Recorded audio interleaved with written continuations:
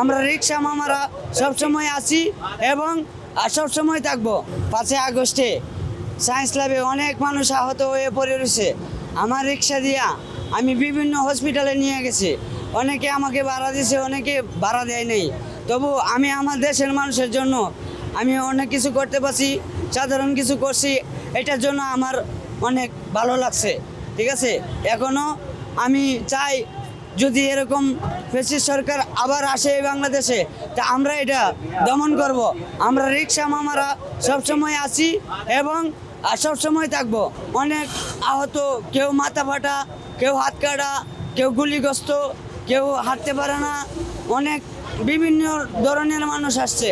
ঠিক আছে, যতটুকু পারছি অতটুকু সাহায্য করছি এবং অনেক হসপিটালে নিয়ে গেছি, আরমানানি নিয়ে গেছি, ধানমন্ডি 2 নম্বরে নিয়ে গেছি, সায়েন্স ল্যাব এই শাহবাগ পিজি হাসপাতালের সামনে নিয়ে গেছি।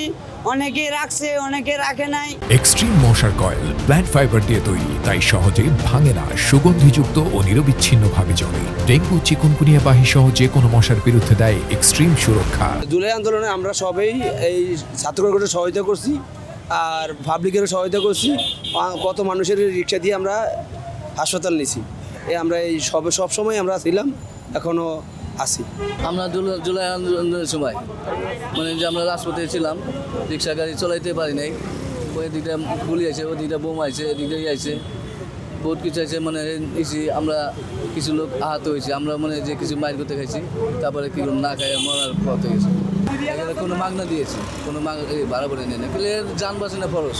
আমরা টাকা নেওয়ার পয়সা নিয়ে তো এটা তো আমাকে অনেক খারাপ দেওয়া যায়। এটা আমরা কোনো টাকা নেই নাই, যান বাঁচেছি দিয়েছি, আগে দিয়েছি মেডিকেলে, বাঁচাইছি আল্লাহ। কিছু লোক বাঁচে, কিছু লোক মারা গেছে।